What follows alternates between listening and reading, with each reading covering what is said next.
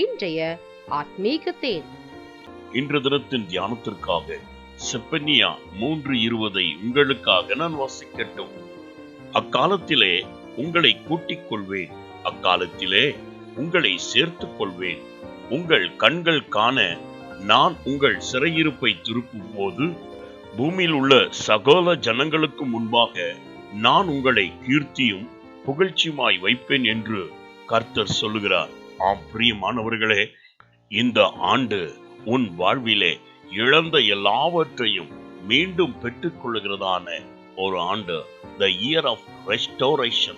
நீ எந்த இடத்திலெல்லாம் சிறைப்பட்டு போனாயோ அந்த இடத்தில் உன்னுடைய காரியங்களை என் தேவனாகிய கர்த்தர் திருப்பி பெற்றுக் கொடுக்கும்படியாக அவர் உனக்காக வெளிப்படுகிறதான ஒரு ஆண்டாய் இருக்கிறது. என் வேதம் கூறுகிறது, நான் இக்காலத்தில் உன்னை சேர்த்துக் கொள்ளுகிறவனாய் இருப்பேன், நீ என்னுடையவனாய் இருக்கும்படியாக உன்னை கூட்டிக் கொள்ளுகிறவனாய் இருப்பேன். மாத்திரமல்ல, உன் கண்கள் காண உன்னுடைய கடனின் சிறையிருப்பை நான் அதிசய வண்ணமாக திருப்புகிறவனாய் இருப்பேன். உன் வியாதியின் சிறையிருப்பிலிருந்து உன் படுக்கையை விட்டு உன்னை நான் நீக்கி உனக்கு ஆரோக்கியத்தை வர்ஷிக்க பண்ணுகிறவனாய் இருப்பேன். நீ எந்த இடத்திலெல்லாம் துக்கப்பட்டாயோ, அவமானப்பட்டாயோ, சிறுமையை அனுபவித்தாயோ, அந்த சிறுமையின் சிறையிருப்பிலிருந்து நான் உன்னை மீட்டு ரட்சிப்பேன் என்று சொல்லி என் தேவனாகிய கர்த்தர் வாக்கு கொடுக்கிறார். என் தேவனாகிய கர்த்தர் வாக்கில் வல்லவர், செயலில் மகத்துவம் உள்ளவர்.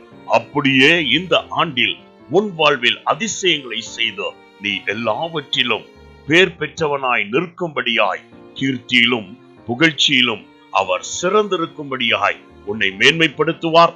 நான் உங்களுக்காய் ஜெபிக்கட்டும்.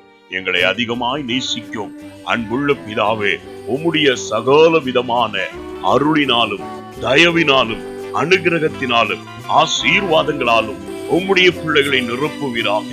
உம்முடைய ஆசீர்வாதம் அவர்கள் மேல் இருக்கின்ற நுகத்தடிகளை உடைத்தெறிகின்றபடியால் நன்றி ஆண்டவரே.